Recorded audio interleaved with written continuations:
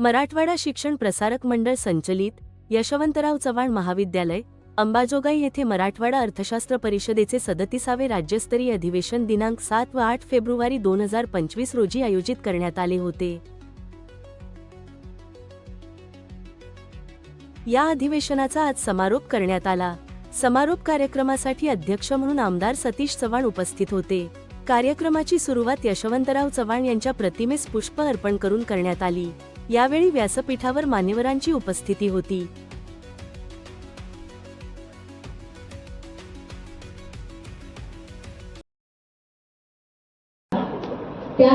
अर्थशास्त्र म्हणजे आधीपासून जिक्रीचा विषय।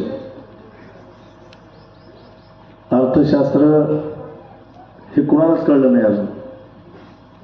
म्हणजे निर्मला सीतारामनजींनी जे, आता मी थोडं चुकलं तर माफ करा, मी काय अर्थशास्त्राचा विद्यार्थी नाही।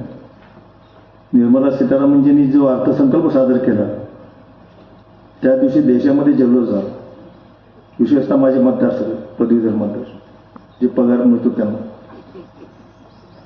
सिनियरवाल्यांना नाही झालं पण ज्युनियरवाल्यांना खूप त्याचा फायदा झाला। जसजसे दिवस उलटायला लागले, अर्थशास्त्रामधले सगळे किचकट विषय टीव्हीवर मात्र सांगतात ना आपल्याला, त्यांना मग त्या निर्मलाताईच्या सगळ्या खाचाखोचा कळायला सुरुवात झाली। आज परिस्थिती अशी आहे, जुना स्लॅब बरे म्हणायची पाळी। बघा तुमचे किती पैसे वाचले हे टीव्हीवर सगळीकडे येत होतं। हा भाजपचा मीडिया मॅनेजमेंट आहे। मी काय टीका करत नाही, राजकीय बोलणार नाही मी, पण एक सांगतो, कुठल्याही सरकारचं काम आहे आपल्या अर्थसंकल्पाची तारीफ करणं।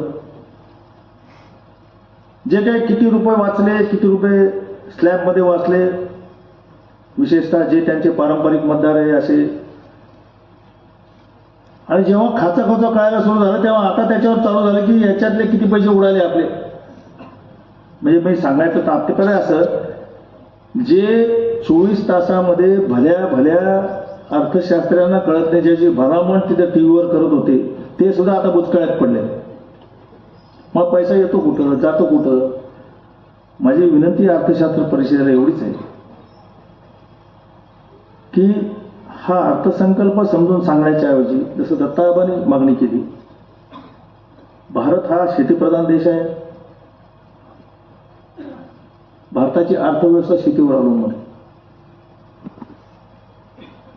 ज्याची मागणी दत्ताबाईंनी केली सगळेजण करतात। इंदिरा गांधीपासून गरिबी हटाव, मोदी साहेब तेच म्हणतात। ज्या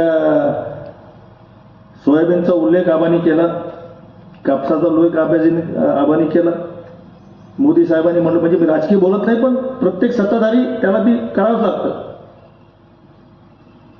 शेतकऱ्याचं उत्पन्न 1.5 करू मारत राहू। काय होतं सोयाबीनचा 2014? सांगा, तुम्हालाच माहिती जास्त, तुम्ही मार्केट कमिटीच नाही, 10,000 नव्हताच भाव। सोयाबीनचा 2014ला भाव म्हणतो मी तुम्हाला, मी सांगतो तुम्हाला 4,700 भाव। आज 2024ला किती भाव? आज आत्ता मी लातूरला मार्केट यार्डात गेलो होतो, 3900 भाव। म्हणजे मग 2014ला सोनं काय भाव होतं? तुला काही संबंध नसेल सोन्याचा। आणि आज सोन्याचा भाव काय? रोज वाढतो 1000 रुपयांनी। म्हणजे मग मोदी साहेबांसारखं एक उत्तुंग नेतृत्व, ज्यांना जनतेने क्लिअर कट मॅन्डेट 1989 नंतर पहिलं सरकार, त्यांना सुद्धा हा बदल का घडवता आला नाही, ह्याच्यावर आपल्या अर्थशास्त्र परिषदेत मंथन केलं पाहिजे। आता महाराष्ट्र कम्युनिस्ट आहे, तुमचं कसं ह्या अर्थशास्त्राविषयी जमीन मला डाऊट आहे।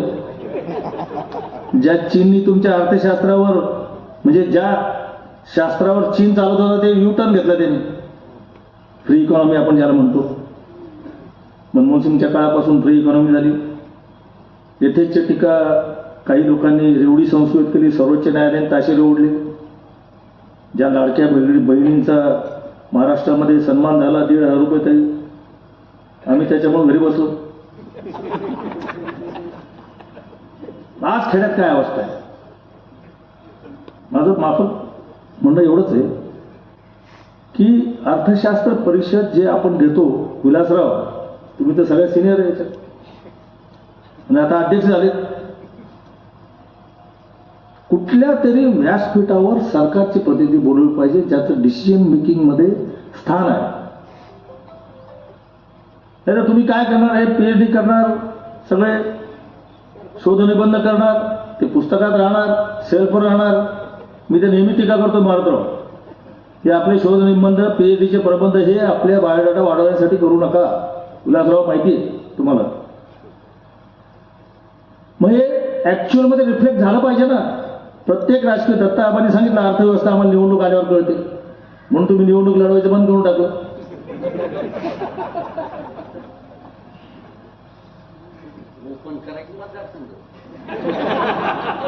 असं आहे की हा पळपुटेपणा. तुम्ही नशीबवान आहात, संधी विना चारित्र्यवान आहात.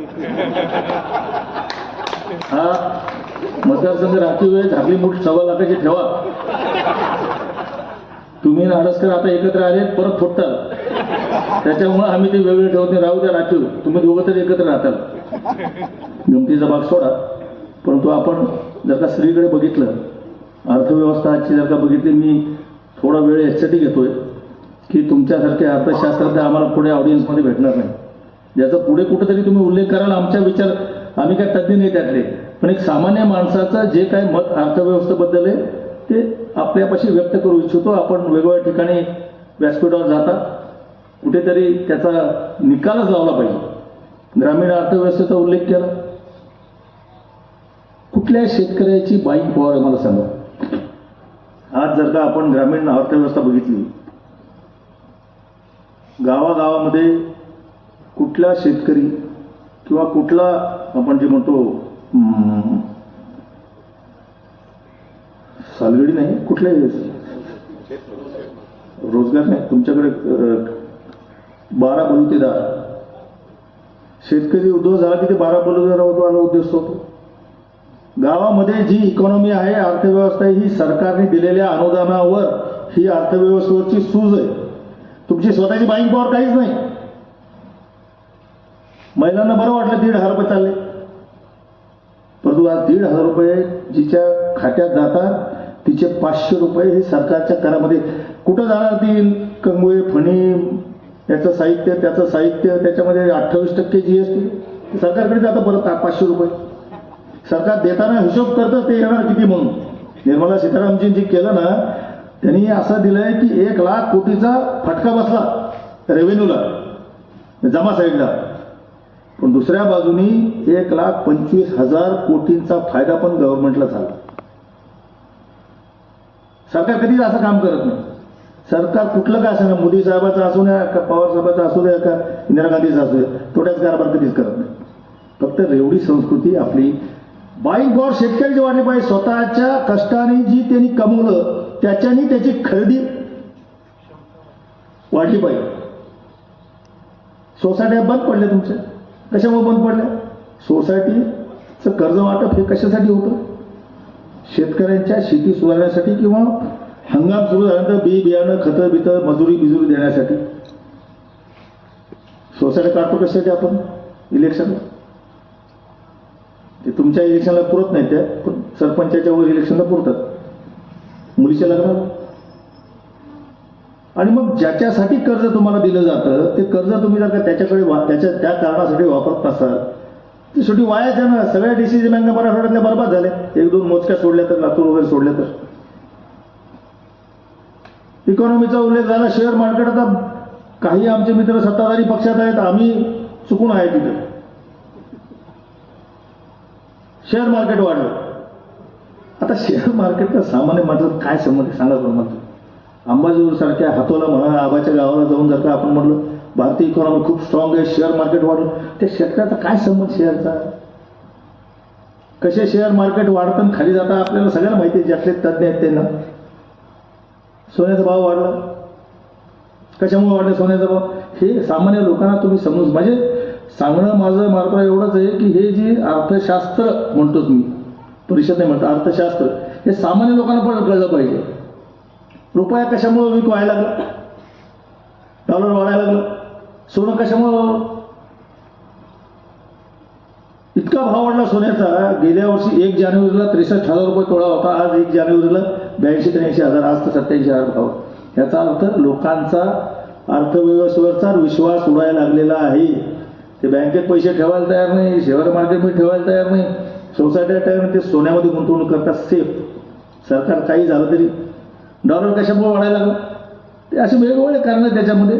तेव्हा आजची जी दिशा आहे, 2 पार्ट केले पाहिजे भारतराव असं मला वाटतं. 2014च्या आधीचा भारत, ती इकॉनॉमी वेगळी होती, आणि 2014 नंतरचा भारत, ही इकॉनॉमी वेगळी. मी शरद पवार साहेबांची नेहमी चर्चा करायचं, मला प्रश्न पडायचा नेहमी. सर म्हणलं, तुम्ही साहेब भाषण केले, आम्ही गाडीत बसून निघाले. साहेब म्हणलं, सर तुम्ही एवढं बोलता, मोदी साहेब मित्र आहे तुमचे, मग तुम्ही का बोलत नाही? आता हे सांगण्यासारखं नाही, पण मी सांगतो.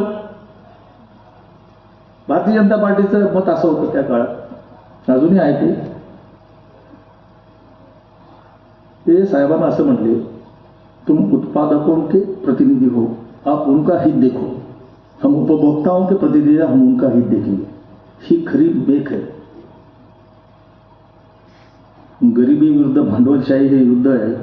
तुम्ही बघा ना, किती लोकांच्या हातात भारताचे पैसे, सगळे 100 रुपये भारताचे असले तर गरीब माणसाकडे किती पैसे, तुमच्याकडे पैसे मायनसमध्येच आहे. तुम्ही भिकारी श्रीमंत आहे. शेतकऱ्याच्या स्लॅबचे घरं नाहीत, कुठलाही शेतकरी स्लॅबचे घर बांधू शकत नाही. जे स्लॅबचे घरं गावात आहेत ते कुणाचे दाबा, आमच्या भारतीय सरांचे घर, शिरसाट सरांचं, सरकारी कर्मचाऱ्यांचं, ज्यांना शौक म्हणून गावाकडे घर बांधले त्यांचे स्लॅबचे घर, त्यांना एका मिनिटात कर्ज मिळतं. बघा, अर्ज केलं ते बँकवाले त्यांच्या घरी येतात, तर 1 तारखेला सॅलरी डिडक्शन. शेतकरी चक्रा मारून थकला तरी त्याला मिळत नाही लोन. ही दरी आहे गरिबी आणि श्रीमंतमधली, ही पण दूर करणं गरजेचं. रेवडी संस्कृती म्हणतो आपण. केजरीवालनी 100 युनिट म्हणले की भाजप 200 युनिट म्हणतो, काँग्रेस 300 युनिट माफ म्हणतो. म्हणजे एवढं सगळे आपण एकमेकावर टीका करून सुद्धा माझा म्हणण्याचा हेतू एवढाच आहे की तुमचे अर्थशास्त्र परिषदेचे जे शोधनिबंध आहेत ते रिअलिस्टिक असावे. भारतातील दारिद्र्यच म्हणतो मी, भारतातील दारिद्र्याचं रिअल पिक्चर तिथं रेखाटलं पाहिजे. आणि सरकारने काय, कारण याच्यामध्ये शेवटी उपाययोजना करणारं सरकारच आहे, दुसरं कोण उपाययोजना करणार याच्यामध्ये. पण सरकार पण उपाययोजना 2 प्रकारच्या असतात. आत्ताची उपाययोजना वेगळ्या, इलेक्शनच्या 6 महिन्याच्या आधीची उपाययोजना वेगळ्या, तेव्हा मग अर्थव्यवस्था विसरून जातात. इलेक्शनचे कुठलंही सरकार असलं, मी असं एका सरकारबद्दल बोलत नाही, इलेक्शन जिंकायचं असतं कसलंही करून, मग ती अर्थव्यवस्थेची मांडणी वेगळ्या पद्धतीने करतात. तुम्हाला माहिती आहे सर, आता वर्कअप मी नाव घेत नाही कोणाचे, पण ते ज्येष्ठ अर्थतज्ञ आपण टीव्हीवर बघतो, त्यांची भाषा त्या 6 महिन्यात बदलत जाते, त्याची मांडणी वेगळ्या पद्धतीने करतात. आणि ज्या दिवशी अर्थसंकल्प सादर झाला त्याची मांडणी वेगळ्या पद्धतीने करतात. आणि मग हे कुठंतरी तुम्ही मराठी अर्थशास्त्र परिषद जर का असेल तर तुम्ही सोप्या शब्दात, शेतकरी असेल, गावागावामध्ये चौपाल आपण म्हणतो, बाबा खेड्यात तर लोक कट्ट्यावर दिसतं सगळं, शेतात कोण जात नाही. मी 10 वाजता जरी गावात गेलं, मारुती मंदिर असेल किंवा चावडी आपण म्हणतो त्याला, तिथं बसलेले असतात.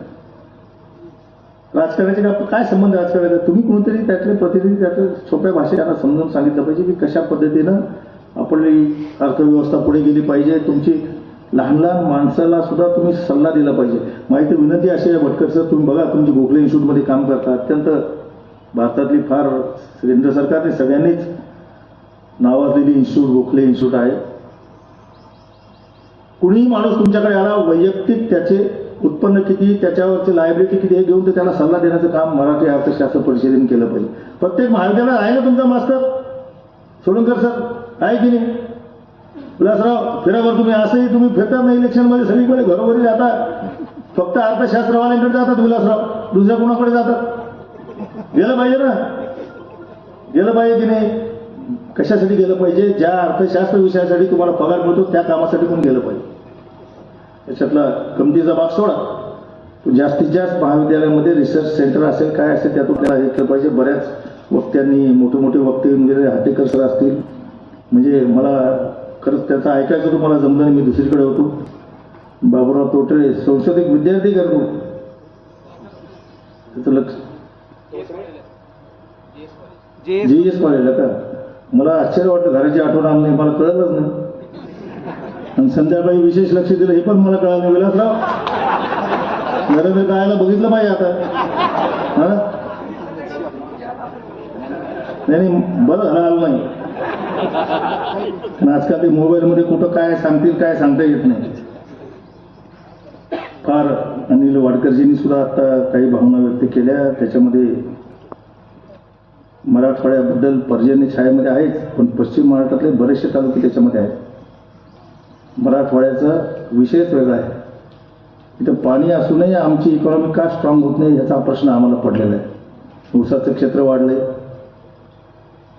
तेलबियाला सरकार अनुदान देतंय, ते अनुदान जातं कुठे हे कळत नाही. का तेलबिया आपण लावत नाही. अशा कितीतरी गोष्टी ग्रामीण अर्थव्यवस्थेशी संबंधित आहेत. त्याच्या संबंधित आपला पुढच्या वेळेस काहीतरी लेख असावा. त्यामुळे फार मी तुमचा वेळ घेत नाही. आज खरोखर मला आनंद झाला. अंबाजोगाईसारख्या ठिकाणी आपण एवढा उत्स्फूर्त इथं प्रतिसाद मिळाला.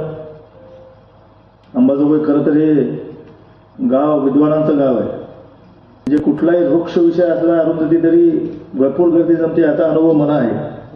म्हणजे वेगवेगळ्या विषयावर मतं ऐकण्यासाठी सर्व प्रकारची लोक पक्षभेद विसरून इथे एकत्र येतात असा माझा अनुभव आहे. तेव्हा निश्चितच अंबाजोगाईसारख्या ठिकाणी ही परिषद यशस्वी झाली असं मी गृहीत धरतो. वटकर सर नंतर सांगतील. आणि नेहमी सर अजूनही काय मी कशासाठी उठलो सांगतो भाषणासाठी. मला तर जायचंच आहे. जेवणाच्या आधीचं सेशन आणि जेवण झाल्याचं सेशन फार डेंजर असतं बरं. त्यांना भुका लागलेल्या असतात आणि जेवण झाल्यावर सुस्तावलेले असतात. तुमची कसोटी आता पण शेवटी अर्थशास्त्र परिषद असल्यामुळे अर्थशास्त्राविषयी तुमचे मतं ऐकण्यासाठी गोखले इन्स्टिट्यूट सारख्या म्हणजे जगात नावाजलेली इन्स्टिट्यूट आहे तिथले मला आश्चर्य वाटलं सरांनी एवढा वेळ काढला. आपणही त्यांचं ऐकून घ्यावं. मला बोलण्याची संधी दिली याबद्दल आपल्या सगळ्यांचे आभार व्यक्त करतो. आणि आपली खरंच मला जायचं आहे 5 वाजता माझा औरंगाबादला कार्यक्रम आहे म्हणून ती दिलगिरी व्यक्त करतो आणि थँक्यू. ठीक आहे.